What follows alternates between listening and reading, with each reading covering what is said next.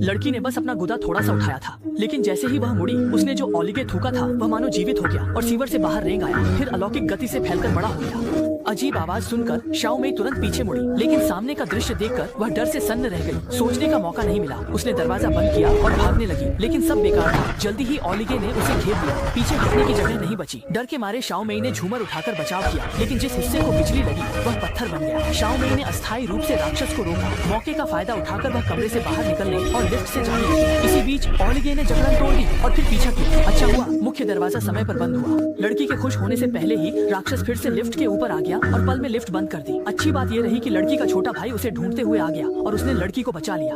असल में ठीक पिछले दिन सुबह लड़की की सबसे अच्छी दोस्त छुई हुआ उसे कार में बिठाकर बाहर ले जाने की तैयारी कर रही थी, लेकिन दोनों को यह नहीं पता था कि यह जादुई ताकतों वाली रहस्यमयी कार है। इसी दौरान छुई हुआ ने अपने पूर्व प्रेमी दाशान को देखा, जिसने उसे धोखा दिया था। वह कार से उसका पीछा करने लगी जवाब मांगने को। छोटी मेई के समझाने पर महिला ने पीछा करने का इरादा छोड़ दिया, लेकिन किसे पता था छुई हुआ का पैर अचानक फंस गया और उसी वक्त एक्सीलरेटर भी फंस गया। हादसा न हो इसलिए महिला ने मजबूरी में कार बिजली के खंभे से टकरा दी। इसी दौरान कार में मौजूद रहस्यमयी पदार्थ छोटी मेई के कप में गिरा और महिला तुरंत कार से उतरकर चली गई। और ठीक उसी समय जब छुई हुआ हैरान थी, अचानक कार अपने आप स्टार्ट हो गई और सीधे समुद्र की ओर बढ़ने लगी। देखते ही देखते कार की रफ्तार बढ़ी तो महिला को मजबूरी में किसी तरह कार से कूदकर जान बचाने का तरीका सोचना पड़ा। वह डिक्की खोलने में सफल रही और कार के समुद्र में गिरने से पहले ही कूद गई। इस सबसे अनजान शाओ मेई एक ड्रिंक की दुकान पर पहुंची। दुकानदार ने जल्दी ड्रिंक बना दी और इंटरव्यू के लिए जल्दी में थी महिला ने उसे एक घूंट में पी लिया, फिर इंटरव्यू के स्थान की ओर निकल गई। लेकिन जैसे ही वे काम के बारे में बात कर रही थी, शाओ मेई की नाक से अचानक खून बहने लगा और खून भी अजीब तरह से काला हो गया। महिला जल्दी जल्दी घर लौट आई और वॉश बेसिन के सामने जोर जोर से उल्टी करने लगी और यहीं से कहानी की शुरुआत हुई।